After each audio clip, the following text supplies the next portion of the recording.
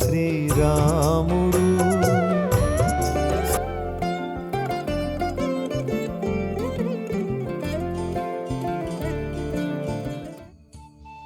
భగవంతుని పూర్తిగా అర్థం చేసుకోవడం ఎవరి తరం కాదు. మన తెలివికి, ఆలోచనలకు, దైవం సూచించే మార్గాలకు భూమికి స్వర్గానికి ఉన్నంత తేడా ఉంది. కాబట్టి పరమాత్మను అర్థం చేసుకోవాలనే ప్రయత్నంలో ఆయనను శోధించడం అనవసరం. సృష్టి సమస్తంలో వ్యాపించి ఉన్న దైవాన్ని విడదీసి ఒక్కచోట చూపడం సాధ్యం కాదు. కనుక అటువంటి ప్రయత్నాలు మానడం మంచిది. బాబాగా మన కంటికి కనపడుతున్న దైవాన్ని, ఆయన తత్వబోధనలు నమ్మటం ఒక్కటే మార్గం. నిరాడంబరతకు, స్వచ్ఛతకు ప్రాముఖ్యం ఇచ్చారు బాబా.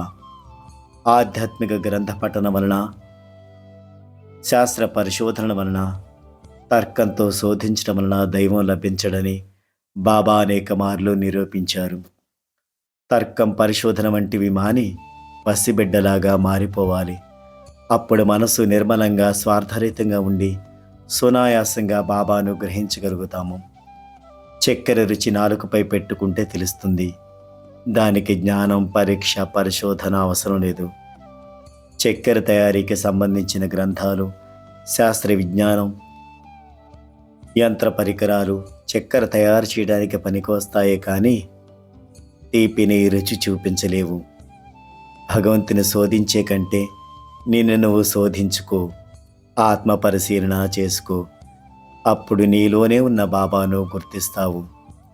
నీలోనే ఉన్న దైవాన్ని తెలుసుకోలేక పరిశోధన చేసి సమయం వృధా చేసుకున్నానే అని చింతించక బాబాను తెలుసుకునే ప్రయత్నం మాని బాబాను నిర్మలమైన మనసుతో ప్రేమించడం ప్రారంభిస్తే మనందరికీ ఆనందం లభిస్తుంది.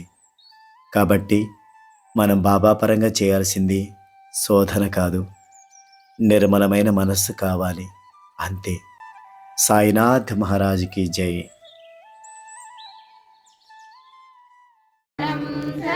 ఓం శ్రీ సాయినాథాయ చరణం శరణం. ఓం శ్రీ సాయినాథాయ శరణం శరణం. ఓం శ్రీ సాధాయ శరణం శరణం. ఓం సాయినాథాయ శరణం శరణం. ఓం శ్రీ సాయినాథాయ శరణం శరణం. ఓం శ్రీ సాయినాథాయ శరణం శరణం. ఓం శ్రీ సాయినాథాయ శరణం శరణం. ఓం శ్రీ సాయినాథాయ శరణం శరణం. ఓం శ్రీ సాయినాథాయ శరణం.